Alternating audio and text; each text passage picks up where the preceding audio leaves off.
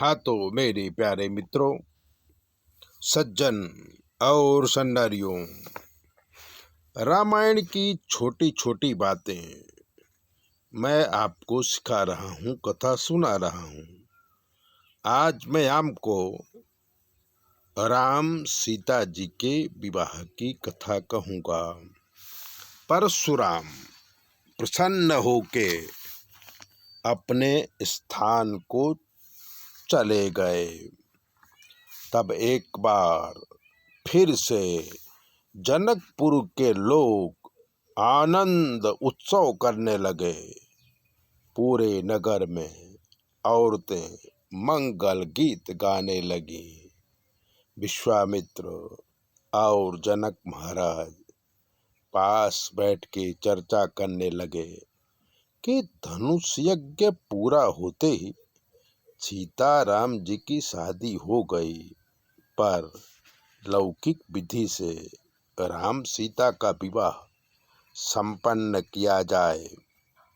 तब जनक जी ने एक दूत को अयोध्या भेजा, जिससे अपनी प्रतिज्ञा से लेकर राम जी ने धनुष तोड़ा तब तक की सारी बातों का उल्लेख किया और राम सीता की शादी करने का निमंत्रण दिया।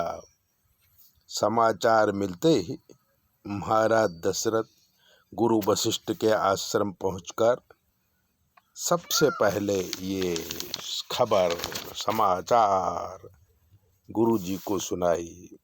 उनका आशीर्वाद लेके अपनी रानियों, मंत्रियों, भरत आदि को खुश होते हुए बताया। पूरे नगर में बात फैल गई। नगर सजाया गया और बारात की तैयारी की गई।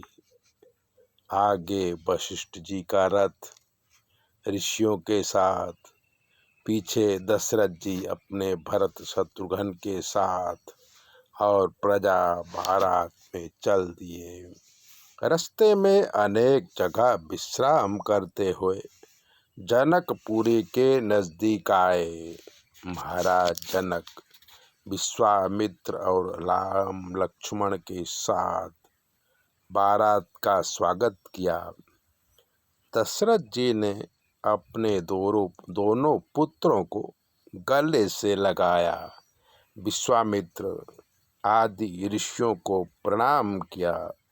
सुंदर आवास में सभी को ठहराया गया और भांति भांति के पकवान के द्वारा सभी को तृप्त किया गया। ऐसा कई दिन तक चलता रहा। विवाह का शुभ मुहूर्त आ गया। गुरु वशिष्ठ श्री राम और बारातियों को लेकर जनक महाराज के द्वार पर पहुँचे। मिथिला के रीति रिवाज के अनुसार द्वार पूजा, वर पूजा की गई। फिर महाराज जनक लौकिक रिवाज को मानते हुए ऋषियों के कथन अनुसार राम सीता का विवाह संपन्न हुआ। आकाश से पुष्प वृष्टि हुई। महाराज जनक ने अपने भाई के तीनों पुत्रियों की शादी शरत दशरथ जी के तीनों पुत्रों से करने का निश्चय किया। भरत के साथ मांडवी, लक्ष्मण के साथ उर्मिला, शत्रुघ्न के साथ सुतकीर्ति की शादी उसी मंडप में संपन्न हुई। महाराज जनक हाथी, घोड़ा, सोना, चांदी, हीरा आदि दान कन्यादान के साथ किया। तब कुल के रिवाज के अनुसार अन्य विधियां शुरू हुई। बहुत दिन हो गए। महाराज जनक बारात को विदा नहीं कर रहे थे, बल्कि रोज नई नई तरह से स्वागत में लगे हुए थे। पूरी जनकपुरी आनंद विभोर होके अयोध्या वासियों का स्वागत करने में लगी थी।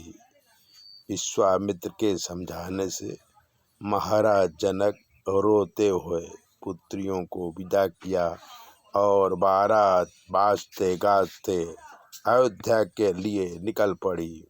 यह विवाह का वर्णन रामायण में बहुत विस्तार से बताया गया है। मैंने अपने बुद्धि के अनुसार छोटा करके आपको सुनाया है।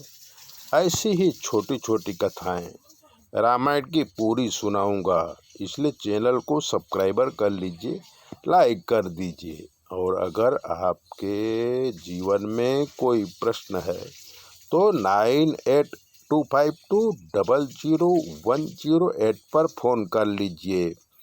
हम आपको बताएंगे कि आपके जीवन में क्या कमी है और आपको क्या करना चाहिए, जिसके करने से आपके जीवन में सुख, शांति और आबादी आ सके। जो भी खराब ग्रह होंगे हम उसका उपाय कर देंगे। चैनल सब्सक्राइबर जरूर करें। जय भोले।